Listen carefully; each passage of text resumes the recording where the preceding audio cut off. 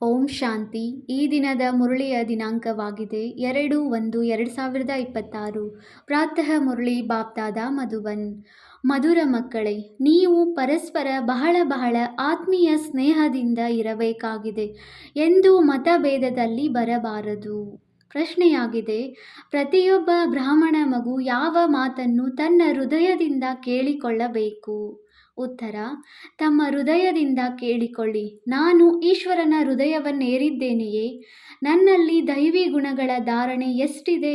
ನಾನು ಬ್ರಾಹ್ಮಣ ಈಶ್ವರಿಯ ಸೇವೆಯಲ್ಲಿ ಅಡ್ಡಿ ವಿಘ್ನರೂಪ ಆಗುತ್ತಿಲ್ಲವೇ? ಸದಾ ಕ್ಷೀರಖಂಡವಾಗಿರುತ್ತೇನೆಯೇ? ನಮ್ಮಲ್ಲಿ ಪರಸ್ಪರ ಏಕಮತವಿದೆಯೇ? ನಾನು ಸದಾ ಶ್ರೀಮತದ ಪಾಲನೆ ಮಾಡುತ್ತೇನೆಯೇ? ಗೀತೆಯಾಗಿದೆ, ಭೋಲಾನಾಥನಿಗಿಂತ ಭಿನ್ನ ಯಾರೂ ಇಲ್ಲ. ಓಂ ಶಾಂತಿ. ನೀವು ಮಕ್ಕಳು ಈಶ್ವರೀಯ ಸಂಪ್ರದಾಯದವರಾಗಿದ್ದೀರಿ. ಮೊದಲು ಆಸುರಿ ಸಂಪ್ರದಾಯದವರಾಗಿದ್ದೀರಿ. ಯಾರಿಗೆ ಭೋಲಾನಾಥನೆಂದು ಹೇಳಲಾಗುತ್ತದೆ ಎಂಬುದು ಆಸುರಿ ಸಂಪ್ರದಾಯದವರಿಗೆ ತಿಳಿದೇ ಇಲ್ಲ. ಮತ್ತು ಶಿವ ಶಂಕರ ಬೇರೆ ಬೇರೆಯಾಗಿದ್ದಾರೆ. ಶಂಕರ ದೇವತೆಯಾಗಿದ್ದಾನೆ, ಶಿವನು ತಂದೆಯಾಗಿದ್ದಾರೆ ಎಂಬುದನ್ನು ಸಹ ತಿಳಿದುಕೊಂಡಿಲ್ಲ. ನೀವೀಗ ಈಶ್ವರೀಯ ಸಂಪ್ರದಾಯ ಅಥವಾ ಈಶ್ವರೀಯ ಪರಿವಾರದವರಾಗಿದ್ದೀರಿ. ಅವರು ರಾವಣನ ಆಸುರಿ ಪರಿವಾರದವರಾಗಿದ್ದಾರೆ.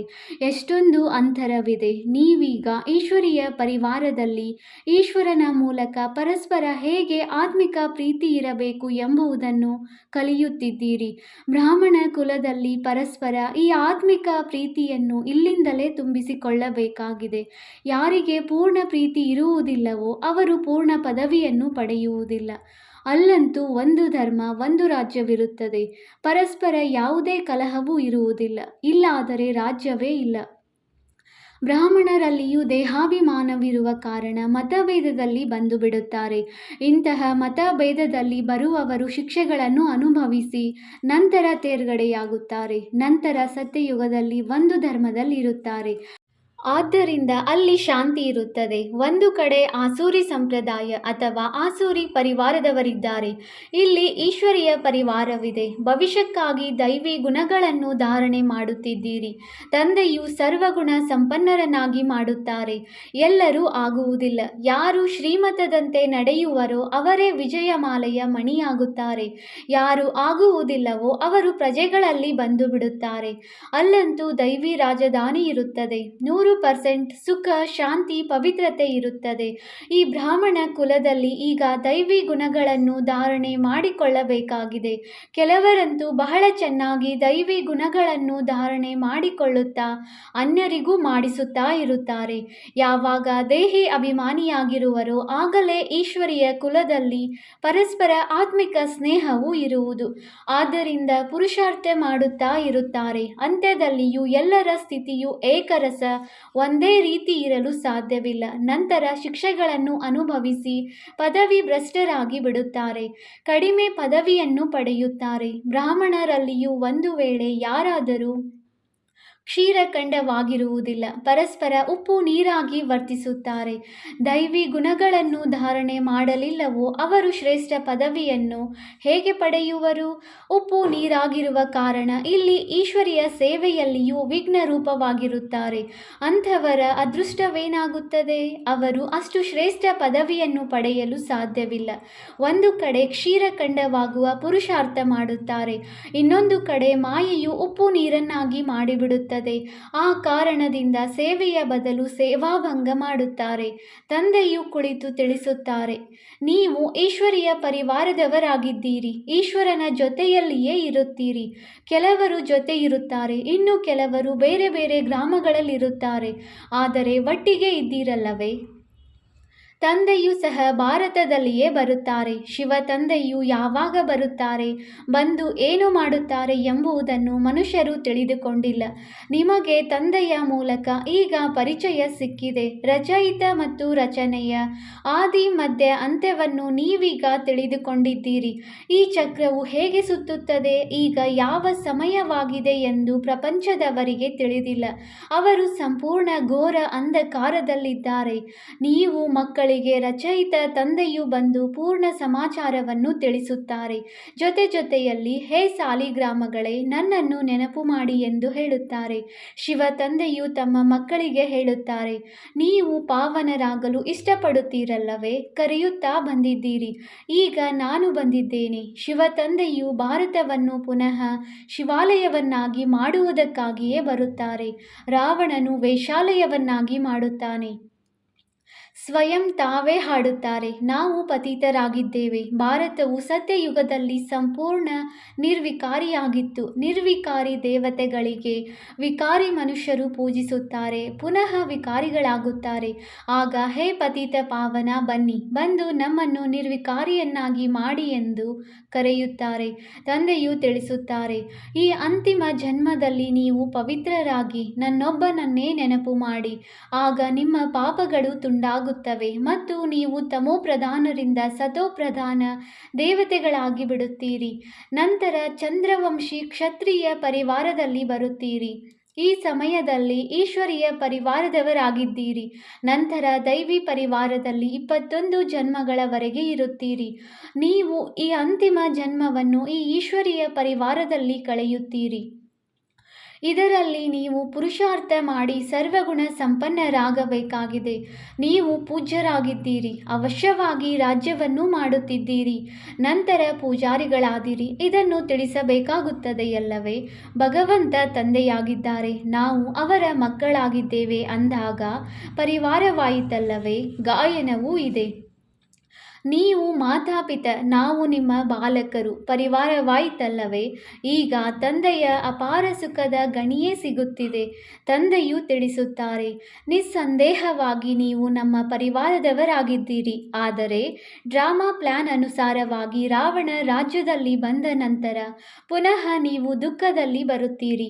ಆಗ ಕೂಗುತ್ತೀರಿ, ಈ ಸಮಯದಲ್ಲಿ ನೀವು ಸತ್ಯವಾದ ಪರಿವಾರದವರಾಗಿದ್ದೀರಿ. ನಂತರ ನಿಮಗೆ ಭವಿಷ್ಯ 21 ಜನ್ಮಗಳಿಗಾಗಿ ಆಸ್ತಿಯನ್ನು ಕೊಡುತ್ತೇನೆ. ಈ ಆಸ್ತಿ ಪುನಃ ದೈವಿ ಪರಿವಾರದಲ್ಲಿ 21 ಜನ್ಮಗಳಿಗಾಗಿ ಕಾಯಮಾಗಿರುತ್ತದೆ. ದೈವಿ ಪರಿವಾರವು ಸತ್ಯ ತ್ರೇತಾಯುಗದವರೆಗೂ ನಡೆಯುತ್ತದೆ. ನಂತರ ರಾವಣ ರಾಜ್ಯವಾಗಿರುವುದರಿಂದ ನಾವು ದೈವಿ ಪರಿವಾರದವರಾಗಿದ್ದೇವೆ ಎಂಬುದನ್ನು ಮರೆತು ಹೋಗುತ್ತೀರಿ. ವಾಮ ಮಾರ್ಗದಲ್ಲಿ ಹೋಗುವುದರಿಂದ ಅಸುರಿ ಪರಿವಾರದವರಾಗಿ ಬಿಡುತ್ತೀರಿ. 63 ಜನ್ಮಗಳು ಏಣಿಯನ್ನು ಇಳಿಯುತ್ತಾ ಬಂದಿರಿ. ಈ ಇಡೀ ಜ್ಞಾನವು ನಿಮ್ಮ ಬುದ್ಧಿಯಲ್ಲಿದೆ ಅಂದಾಗ ನೀವು ಯಾರಿಗಾದರೂ ತಿಳಿಸಬಲ್ಲಿರಿ. ಮೂಲತಃ ನೀವು ದೇವಿ ದೇವತಾ ಧರ್ಮದವರಾಗಿದ್ದೀರಿ. ಸತ್ಯಯುಗಕ್ಕೆ ಮೊದಲು ಕಲಿಯುಗವಿತ್ತು. ಸಂಗಮ ಯುಗದಲ್ಲಿ ನಿಮ್ಮನ್ನು ಮನುಷ್ಯರಿಂದ ದೇವತೆಗಳನ್ನಾಗಿ ಮಾಡಲಾಗುತ್ತದೆ. ಮಧ್ಯದಲ್ಲಿ ಈ ಸಂಗಮವಿದೆ. ನಿಮ್ಮನ್ನು ಬ್ರಾಹ್ಮಣ ಧರ್ಮದಿಂದ ಪುನಃ ದೈವಿ ಧರ್ಮದಲ್ಲಿ ಕರೆತರುತ್ತಾರೆ. ಲಕ್ಷ್ಮೀನಾರಾಯಣರು ಈ ರಾಜ್ಯವನ್ನು ಹೇಗೆ ಪಡೆದರು ಎಂಬುದನ್ನು ತಿಳಿಸುತ್ತಾರೆ. ಅದಕ್ಕೆ ಮೊದಲು ಆಸುರಿ ರಾಜ್ಯವಿತ್ತು ಅಂದ ಮೇಲೆ ಮತ್ತೆ ದೈವಿ ರಾಜ್ಯವು ಯಾವಾಗ ಮತ್ತು ಹೇಗೆ ಆಯಿತು? ತಂದೆಯು ತಿಳಿಸುತ್ತಾರೆ, ಕಲ್ಪವು ಸಂಗಮದಲ್ಲಿ ಬಂದು ನಿಮ್ಮನ್ನು ಬ್ರಾಹ್ಮಣ ದೇವತಾ ಕ್ಷತ್ರಿಯ ಧರ್ಮದಲ್ಲಿ ಕರೆದುಕೊಂಡು ಹೋಗುತ್ತೇನೆ. ಇದು ಭಗವಂತನ ಪರಿವಾರವಾಗಿದೆ. ಎಲ್ಲರೂ ಗಾಡ್ ಫಾದರ್ ಎಂದು ಹೇಳುತ್ತಾರೆ, ಆದರೆ ತಂದೆಯನ್ನು ತಿಳಿಯದೇ ಇರುವ ಕಾರಣ ನಿರ್ಧನಿಕರಾಗಿದ್ದಾರೆ. ಆದ್ದರಿಂದ ತಂದೆಯು ಬಂದು ಘೋರ ಅಂಧಕಾರದಿಂದ ಪ್ರಕಾಶವನ್ನಾಗಿ ಮಾಡುತ್ತಾರೆ. ಈಗ ಸ್ವರ್ಗದ ಸ್ಥಾಪನೆಯಾಗುತ್ತಾ ಇದೆ. ನೀವು ಮಕ್ಕಳು ಓದುತ್ತಿದ್ದೀರಿ, ದೈವಿ ಗುಣಗಳನ್ನು ಧಾರಣೆ ಮಾಡುತ್ತೀರಿ. ಇದು ಸಹ ತಿಳಿದುಕೊಳ್ಳಬೇಕಾಗಿದೆ. ಶಿವ ಜಯಂತಿಯನ್ನು ಆಚರಿಸುತ್ತಾರೆ. ಶಿವ ಜಯಂತಿಯ ನಂತರ ಏನಾಗುತ್ತದೆ? ಅವಶ್ಯವಾಗಿ ದೈವಿ ರಾಜ್ಯದ ಜಯಂತಿ ಆಗುತ್ತದೆಯಲ್ಲವೇ? ಹೆವನ್ಲಿ ಗಾಡ್ ಫಾದರ್ ಸ್ವರ್ಗವನ್ನು ಸ್ಥಾಪನೆ ಮಾಡಲು ಸ್ವರ್ಗದಲ್ಲಂತೂ ಬರುವುದಿಲ್ಲ. ನಾನು ನರಕ ಮತ್ತು ಸ್ವರ್ಗದ ಮಧ್ಯದ ಸಮಯದಲ್ಲಿ ಬರುತ್ತೇನೆಂದು ಹೇಳುತ್ತಾರೆ. ಶಿವರಾತ್ರಿ ಎಂದು ಹೇಳುತ್ತಾರಲ್ಲವೇ? ಅಂದಾಗ ರಾತ್ರಿಯಲ್ಲಿ ನಾನು ಬರುತ್ತೇನೆ. ಇದನ್ನು ನೀವು ಮಕ್ಕಳು ತಿಳಿದುಕೊಳ್ಳುತ್ತೀರಿ. ಯಾರು ತಿಳಿದುಕೊಳ್ಳುವರೋ ಅವರು ಅನ್ಯರಿಗೂ ಧಾರಣೆ ಮಾಡಿಸುತ್ತಾರೆ. ಯಾರು ಮನಸ್ಸ ವಾಚ ಕರ್ಮಣ ಸೇವೆಯಲ್ಲಿ ತತ್ಪರರಾಗಿರುತ್ತಾರೆಯೋ ಅವರು ಹೃದಯದಲ್ಲಿಯೂ ಇರುತ್ತಾರೆ. ಎಷ್ಟೆಷ್ಟು ಸೇವೆಯೋ ಅಷ್ಟು ಹೃದಯದಲ್ಲಿ ಏರುತ್ತಾರೆ. ಕೆಲವರು ಆಲ್ರೌಂಡ್ ವರ್ಕರ್ಸ್ ಇರುತ್ತಾರೆ. ನೀವು ಸಹ ಎಲ್ಲ ಸೇವೆಯನ್ನು ಕಲಿಯಬೇಕಾಗಿದೆ. ಅಡಿಗೆ ಮಾಡುವುದು, ರೊಟ್ಟಿ ಮಾಡುವುದು, ಪಾತ್ರೆ ತೊಳೆಯುವುದು ಇದೂ ಸಹ ಸೇವೆಯಲ್ಲವೇ? ಮೊದಲು ತಂದೆಯ ನೆನಪು ಇರಬೇಕು. ಅವರ ನೆನಪಿನಿಂದಲೇ ವಿಕರ್ಮ ವಿನಾಶವಾಗುತ್ತದೆ. ಇಲ್ಲಿ ಆಸ್ತಿಯೂ ಸಿಗುತ್ತದೆ. ಅಲ್ಲಿ ಸರ್ವಗುಣ ಸಂಪನ್ನರಾಗಿರುತ್ತೀರಿ. ಯಥಾ ರಾಜ ರಾಣಿ ತಥಾ ಪ್ರಜಾ. ದುಃಖದ ಮಾತಿರುವುದಿಲ್ಲ. ಈ ಸಮಯದಲ್ಲಿ ಎಲ್ಲರೂ ನರಕವಾಸಿಗಳಾಗಿದ್ದಾರೆ.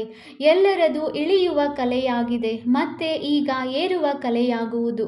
ತಂದೆಯು ಎಲ್ಲರನ್ನೂ ದುಃಖದಿಂದ ಬಿಡಿಸಿ ಸುಖದಲ್ಲಿ ಕರೆದುಕೊಂಡು ಹೋಗುತ್ತಾರೆ. ಆದ್ದರಿಂದ ತಂದೆಯನ್ನು ಮುಕ್ತಿದಾತ ಎಂದು ಕರೆಯಲಾಗುತ್ತದೆ. ನಾವು ತಂದೆಯಿಂದ ಆಸ್ತಿಯನ್ನು ತೆಗೆದುಕೊಳ್ಳುತ್ತಿದ್ದೇವೆ, ಯೋಗ್ಯರಾಗುತ್ತಿದ್ದೇವೆಂದು ಇಲ್ಲಿ ನಿಮಗೆ ನಶೆ ಇರುತ್ತದೆ. ಯಾರು ಅನ್ಯರಿಗೂ ರಾಜ್ಯ ಪದವಿಯನ್ನು ಪಡೆಯಲು ಯೋಗ್ಯರನ್ನಾಗಿ ಮಾಡುತ್ತಾರೆಯೋ ಅವರನ್ನು ಯೋಗ್ಯರೆಂದು ಹೇಳಲಾಗುತ್ತದೆ. ಇದನ್ನು ಸಹ ತಂದೆಯು ತಿಳಿಸುತ್ತಾರೆ. ಓದುವವರು ಬಹಳ ಮಂದಿ ಬರುತ್ತಾರೆ, ಆದರೆ 84 ಜನ್ಮಗಳನ್ನು ಎಲ್ಲರೂ ಪಡೆಯುತ್ತಾರೆ ಎಂದಲ್ಲ. ಯಾರು ಸ್ವಲ್ಪ ಓದುತ್ತಾರೆಯೋ ಅವರು ತಡವಾಗಿ ಬರುತ್ತಾರೆ. ಅಂದಾಗ ಜನ್ಮಗಳು ಸಹ ಕಡಿಮೆಯಾಗುತ್ತವೆ ಅಲ್ಲವೇ? ಕೆಲವರು 80 ಜನ್ಮ, ಕೆಲವರದು 82 ಜನ್ಮ. ಯಾರು ಬೇಗ ಬರುತ್ತಾರೆ, ಯಾರು ಕೊನೆಯಲ್ಲಿ ಬರುತ್ತಾರೆ, ಎಲ್ಲದಕ್ಕೂ ಆಧಾರ ವಿದ್ಯೆಯಾಗಿದೆ. ಸಾಧಾರಣ ಪ್ರಜೆಗಳು ಕೊನೆಯಲ್ಲಿ ಬರುತ್ತಾರೆ. ಅವರದು 84 ಜನ್ಮಗಳಾಗಲು ಸಾಧ್ಯವಿಲ್ಲ. ಅಂತ್ಯದಲ್ಲಿ ಬರುತ್ತಾರಲ್ಲವೇ? ಯಾರು ಸಂಪೂರ್ಣ ಕೊನೆಯಲ್ಲಿರುವರೋ ಅವರು ತ್ರೇತಾದ ಅಂತ್ಯದಲ್ಲಿ ಬಂದು ಜನ್ಮವನ್ನು ತೆಗೆದುಕೊಳ್ಳುತ್ತಾರೆ. ನಂತರ ವಾಮ ಮಾರ್ಗದಲ್ಲಿ ಹೋಗುತ್ತಾರೆ. ಇಳಿಯುವ ಕಲೆ ಪ್ರಾರಂಭವಾಗುತ್ತದೆ. ಭಾರತವಾಸಿಗಳು ಹೇಗೆ 84 ಜನ್ಮಗಳನ್ನು ತೆಗೆದುಕೊಂಡರು ಎಂಬುದಕ್ಕೆ ಈ ಏಣಿ ಚಿತ್ರವಿದೆ. ಡ್ರಾಮಾದ ರೂಪದಲ್ಲಿ ಈ ಗೋಲದ ಚಿತ್ರವಿದೆ. ಯಾರು ಪಾವನರಿದ್ದರೂ ಅವರೇ ಈಗ ಪತಿತರಾಗಿ ಬಿಟ್ಟಿದ್ದಾರೆ. ಪುನಃ ಪಾವನ ದೇವತೆಗಳಾಗುತ್ತಾರೆ. ತಂದೆಯು ಬಂದಾಗ ಎಲ್ಲರ ಕಲ್ಯಾಣವಾಗುತ್ತದೆ. ಆದ್ದರಿಂದ ಇದಕ್ಕೆ ಅಧಿಕ ಯುಗವೆಂದು ಹೇಳಲಾಗುತ್ತದೆ. ಬಲಿಹಾರಿಯು ತಂದೆಯದೇ ಆಗಿದೆ, ಏಕೆಂದರೆ ಅವರು ಎಲ್ಲರ ಕಲ್ಯಾಣ ಮಾಡುತ್ತಾರೆ. ಸತ್ಯ ಯುಗದಲ್ಲಿ ಎಲ್ಲರ ಕಲ್ಯಾಣವಾಗಿತ್ತು, ಯಾವುದೇ ದುಃಖವಿರಲಿಲ್ಲ. ಇದನ್ನು ತಿಳಿಸಬೇಕಾಗಿದೆ. ನಾವು ಈಶ್ವರೀಯ ಪರಿವಾರದವರಾಗಿದ್ದೇವೆ. ಈಶ್ವರನು ಎಲ್ಲರ ತಂದೆಯಾಗಿದ್ದಾರೆ. ಇಲ್ಲಿಯೇ ನೀವು ಮಾತಾಪಿತ ಎಂದು ಹಾಡುತ್ತೀರಿ. ಅಲ್ಲಂತೂ ಕೇವಲ ತಂದೆ ಎಂದು ಹೇಳಲಾಗುತ್ತದೆ. ಇಲ್ಲಿ ನೀವು ಮಕ್ಕಳಿಗೆ ತಂದೆ ತಾಯಿ ಸಿಗುತ್ತಾರೆ. ಇಲ್ಲಿ ನೀವು ಮಕ್ಕಳನ್ನು ದತ್ತು ಮಾಡಿಕೊಳ್ಳುತ್ತಾರೆ. ರಚಯಿತ ತಂದೆ ಇದ್ದಾರೆಂದರೆ ತಾಯಿಯೂ ಇರುವರು, ಇಲ್ಲವೆಂದರೆ ರಚನೆಯು ಹೇಗಾಗುವುದು? ಸ್ವರ್ಗದ ರಚಯಿತ ತಂದೆಯು ಹೇಗೆ ಸ್ವರ್ಗ ಸ್ಥಾಪನೆ ಮಾಡುತ್ತಾರೆ ಎಂಬುದನ್ನು ಭಾರತವಾಸಿಗಳೇ ತಿಳಿದುಕೊಂಡಿಲ್ಲ ಮತ್ತು ವಿದೇಶದವರು ತಿಳಿದುಕೊಂಡಿಲ್ಲ. ಇಲ್ಲಿ ನಿಮಗೆ ತಿಳಿದಿದೆ. ಹೊಸ ಪ್ರಪಂಚದ ಸ್ಥಾಪನೆ ಮತ್ತು ಹಳೆಯ ಪ್ರಪಂಚದ ವಿನಾಶವು ಅವಶ್ಯವಾಗಿ ಸಂಗಮದಲ್ಲಿಯೇ ಆಗುವುದು. ನೀವೀಗ ಸಂಗಮದಲ್ಲಿದ್ದೀರಿ. ಈಗ ತಂದೆಯು ತಿಳಿಸುತ್ತಾರೆ, ಮಕ್ಕಳೇ, ನನ್ನೊಬ್ಬನನ್ನೇ ನೆನಪು ಮಾಡಿ. ಆತ್ಮವು ಪರಮಪಿತ ಪರಮಾತ್ಮನನ್ನು ನೆನಪು ಮಾಡಬೇಕಾಗಿದೆ. ಆತ್ಮಗಳು ಮತ್ತು ಪರಮಾತ್ಮನು ಬಹಳ ಕಾಲ ಅಗಲಿದ್ದರು. ಸುಂದರ ಮೇಳವು ಎಲ್ಲಿ ಆಗುವುದು? ಆ ಸುಂದರ ಮೇಳವು ಅವಶ್ಯವಾಗಿ ಇಲ್ಲಿಯೇ ಸೇರುವುದು. ಪರಮಾತ್ಮ ತಂದೆಯು ಇಲ್ಲಿಯೇ ಬರುತ್ತಾರೆ. ಇದಕ್ಕೆ ಕಲ್ಯಾಣಕಾರಿ ಸುಂದರ ಮೇಳವೆಂದು ಹೇಳಲಾಗುತ್ತದೆ. ಜೀವನ್ಮುಕ್ತಿಯ ಆಸ್ತಿಯನ್ನು ಎಲ್ಲರಿಗೆ ಕೊಡುತ್ತಾರೆ. ಆಗ ಎಲ್ಲರೂ ಜೀವನ ಬಂಧನದಿಂದ ಮುಕ್ತರಾಗಿ ಬಿಡುತ್ತಾರೆ. ಎಲ್ಲರೂ ಶಾಂತಿಧಾಮಕ್ಕೆ ಹೋಗುತ್ತಾರೆ. ಮತ್ತೆ ಬಂದಾಗ ಸತೋಪ್ರಧಾನರಿರುತ್ತಾರೆ. ಧರ್ಮ ಸ್ಥಾಪನಾರ್ಥವಾಗಿ ಧರ್ಮಾತ್ಮರು ಕೆಳಗಡೆ ಬಂದಾಗ ಅವರ ಸಂಖ್ಯೆಯು ಹೆಚ್ಚಿನದಾಗಿ ವೃದ್ಧಿಯಾದಾಗ ರಾಜ್ಯಭಾರಕ್ಕಾಗಿ ಪುರುಷಾರ್ಥ ಮಾಡುವರು. ಅಲ್ಲಿಯವರೆಗೆ ಯಾವುದೇ ಜಗಳ ಕಲಹಗಳು ಇರುವುದಿಲ್ಲ. ಸತೋಪ್ರಧಾನರಿಂದ ಯಾವಾಗ ರಜೋದಲ್ಲಿ ಬರುವರೋ ಆಗ ಜಗಳ ಕಲಹಗಳನ್ನು ಆರಂಭಿಸುತ್ತಾರೆ. ಮೊದಲು ಸುಖ, ನಂತರ ದುಃಖ. ಈಗ ಸಂಪೂರ್ಣ ದುರ್ಗತಿಯನ್ನು ಹೊಂದಿದ್ದಾರೆ. ಈ ಕಲಿಯುಗಿ ಪ್ರಪಂಚದ ವಿನಾಶ ಮತ್ತು ಸತ್ಯಯುಗಿ ಪ್ರಪಂಚದ ಸ್ಥಾಪನೆಯಾಗಬೇಕಾಗಿದೆ. ತಂದೆಯು ಬ್ರಹ್ಮರವರ ಮೂಲಕ ವಿಷ್ಣುಪುರಿಯ ಸ್ಥಾಪನೆ ಮಾಡುತ್ತಿದ್ದಾರೆ. ನಂತರ ಯಾರು ಹೇಗೆ ಪುರುಷಾರ್ಥ ಮಾಡುವರೋ ಅದರನುಸಾರ ವಿಷ್ಣುಪುರಿಯಲ್ಲಿ ಬಂದು ಪ್ರಾರಬ್ಧವನ್ನು ಪಡೆಯುತ್ತಾರೆ. ಇವು ಬಹಳ ಬಹಳ ತಿಳಿದುಕೊಳ್ಳುವ ಮಾತುಗಳಾಗಿವೆ.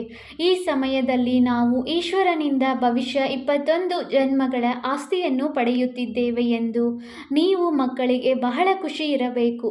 ಯಾರೆಷ್ಟಾದರೂ ಪುರುಷಾರ್ಥ ಮಾಡಿ ಈಗ ತನ್ನನ್ನು ಅಕ್ಯುರೇಟ್ ಮಾಡಿಕೊಳ್ಳಬಹುದು. ನೀವೀಗ ಅಕ್ಯುರೇಟ್ ಆಗಬೇಕಾಗಿದೆ. ಗಡಿಯಾರಗಳಲ್ಲಿಯೂ ಸಹ ಲಿವರ್ ಮತ್ತು ಸೆಲೆಂಡರ್ ಇರುತ್ತವೆ. ಲಿವರ್ ಗಡಿಯಾರವು ಬಹಳ ಅಕ್ಯುರೇಟ್ ಆಗಿರುತ್ತದೆ. ಮಕ್ಕಳಲ್ಲಿಯೂ ಕೆಲವರು ಅಕ್ಯುರೇಟ್ ಆಗಿಬಿಡುತ್ತಾರೆ, ಇನ್ನು ಕೆಲವರು ಅನ್ಅಕ್ಯುರೇಟ್ ಆಗಿಬಿಡುತ್ತಾರೆ. ಅವರದು ಕಡಿಮೆ ಪದವಿಯಾಗುತ್ತದೆ. ಆದ್ದರಿಂದ ಪುರುಷಾರ್ಥ ಮಾಡಿ ಅಕ್ಯುರೇಟ್ ಆಗಬೇಕು. ಈಗ ಎಲ್ಲರೂ ಅಕ್ಯುರೇಟ್ ಆಗಿ ನಡೆಯುತ್ತಿಲ್ಲ.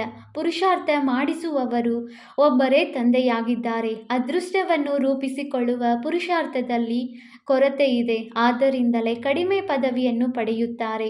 ಶ್ರೀಮತದಂತೆ ನಡೆಯದ ಕಾರಣ, ಆಸುರಿ ಗುಣವನ್ನು ಬಿಡದೇ ಇರುವ ಕಾರಣ, ಯೋಗದಲ್ಲಿ ಇಲ್ಲದಿರುವ ಕಾರಣವೇ ಇವೆಲ್ಲವೂ ಆಗುತ್ತದೆ. ಯೋಗದಲ್ಲಿ ಇಲ್ಲವೆಂದರೆ ಅಂಥವರು ಪಂಡಿತರಿದ್ದಂತೆ. ಯೋಗವು ಕಡಿಮೆ ಇದೆ, ಆದ್ದರಿಂದ ಶಿವ ತಂದೆಯ ಕಡೆ ಪ್ರೀತಿ ಇರುವುದಿಲ್ಲ. ಧಾರಣೆಯೂ ಕಡಿಮೆಯಾಗುತ್ತದೆ, ಆ ಖುಷಿ ಇರುವುದಿಲ್ಲ. ಚಹರೆಯೇ ಶವದಂತೆ ಬಾಡಿರುತ್ತದೆ. ನಿಮ್ಮ ಚಹರೆಯಂತೂ ದೇವತೆಗಳ ಚಹರೆಯಂತೆ ಸದಾ ಹರ್ಷಿತವಾಗಿರಬೇಕು. ತಂದೆಯು ನಿಮಗೆ ಎಷ್ಟೊಂದು ಆಸ್ತಿಯನ್ನು ಕೊಡುತ್ತಾರೆ. ಯಾರಾದರೂ ಬಡವರ ಮಗು ಸಾಹುಕಾರರ ಬಳಿ ಬಂದರೆ ಅವರಿಗೆ ಎಷ್ಟೊಂದು ಖುಷಿ ಇರುತ್ತದೆ. ನೀವು ಸಹ ಬಹಳ ಬಡವರಾಗಿದ್ದೀರಿ. ಈಗ ತಂದೆಯು ದತ್ತು ಮಾಡಿಕೊಂಡಿದ್ದಾರೆ ಅಂದ ಮೇಲೆ ಖುಷಿ ಇರಬೇಕು. ನಾವು ಈಶ್ವರೀಯ ಸಂಪ್ರದಾಯದವರಾಗಿದ್ದೇವೆ ಎಂದು. ಆದರೆ ಅದೃಷ್ಟದಲ್ಲಿ ಇಲ್ಲವೆಂದರೆ ಏನು ಮಾಡುವುದು? ಅಂಥವರ ಪದವಿಯೂ ಭ್ರಷ್ಟವಾಗುತ್ತದೆ. ಪಟ್ಟದ ರಾಣಿಯರು ಆಗಿರುವುದಿಲ್ಲ. ತಂದೆಯು ಪಟ್ಟದ ರಾಣಿಯರನ್ನಾಗಿ ಮಾಡುವುದಕ್ಕಾಗಿಯೇ ಬರುತ್ತಾರೆ. ನೀವು ಮಕ್ಕಳು ಯಾರಿಗಾದರೂ ಇದನ್ನು ತಿಳಿಸಬಹುದು. ಬ್ರಹ್ಮ, ವಿಷ್ಣು, ಶಂಕರ ಮೂವರು ಶಿವನ ಮಕ್ಕಳಾಗಿದ್ದಾರೆ. ತಂದೆಯು ಬ್ರಹ್ಮರವರ ಮೂಲಕ ಭಾರತವನ್ನು ಪುನಃ ಸ್ವರ್ಗವನ್ನಾಗಿ ಮಾಡುತ್ತಾರೆ. ಶಂಕರನ ಮೂಲಕ ಹಳೆಯ ಪ್ರಪಂಚದ ವಿನಾಶವಾಗುತ್ತದೆ. ಭಾರತದಲ್ಲಿಯೇ ಬಹಳ ಕೆಲವರು ಮಾತ್ರ ಉಳಿಯುತ್ತಾರೆ. ಪ್ರಳಯವಂತೂ ಆಗುವುದಿಲ್ಲ, ಆದರೆ ಬಹಳ ಕಡಿಮೆ ಜನಸಂಖ್ಯೆ ಮಾತ್ರವೇ ಉಳಿಯುತ್ತದೆ. ಆದ್ದರಿಂದ ಅದು ಪ್ರಳಯವಾದ ಹಾಗೆ ರಾತ್ರಿ ಹಗಲಿನ ಅಂತರವಾಗಿ ಬಿಡುತ್ತದೆ. ಅವರೆಲ್ಲರೂ ಮುಕ್ತಿಧಾಮದಲ್ಲಿ ಹೊರಟು ಹೋಗುತ್ತಾರೆ. ಇದು ಪತಿತ ಪಾವನ ತಂದೆಯದೇ ಕರ್ತವ್ಯವಾಗಿದೆ. ತಂದೆಯು ತಿಳಿಸುತ್ತಾರೆ, ಮಕ್ಕಳೇ, ದೇಹಿ ಅಭಿಮಾನಿಯಾಗಿರಿ. ಇಲ್ಲದಿದ್ದರೆ ಹಳೆಯ ಸಂಬಂಧಿಗಳು ನೆನಪಿಗೆ ಬರುತ್ತಿರುತ್ತಾರೆ. ಎಲ್ಲವನ್ನೂ ಬಿಟ್ಟಿದ್ದೀರಿ, ಆದರೂ ಸಹ ಬುದ್ಧಿಯು ಹೋಗುತ್ತಿರುತ್ತದೆ. ನಷ್ಟ ಮೋಹಿಯಾಗಿಲ್ಲ. ಆದ್ದರಿಂದ ಅದಕ್ಕೆ ವ್ಯಭಿಚಾರಿ ನೆನಪೆಂದು ಹೇಳಲಾಗುತ್ತದೆ. ಸದ್ಗತಿಯನ್ನು ಪಡೆಯಲು ಸಾಧ್ಯವಾಗುವುದಿಲ್ಲ, ಏಕೆಂದರೆ ದುರ್ಗತಿಯವರನ್ನೇ ನೆನಪು ಮಾಡುತ್ತಿರುತ್ತಾರೆ. ಒಳ್ಳೆಯದು, ಮಧುರಾತಿ ಮಧುರ. ಅಗಲಿ ಹೋಗಿ ಮರಳಿ ಸಿಕ್ಕಿರುವ ಮಕ್ಕಳ ಪ್ರತಿ ಮಾತಾಪಿತ ಬಾಪ್ದಾದಾರವರ ನೆನಪು, ಪ್ರೀತಿ ಹಾಗೂ ಸುಪ್ರಭಾತ.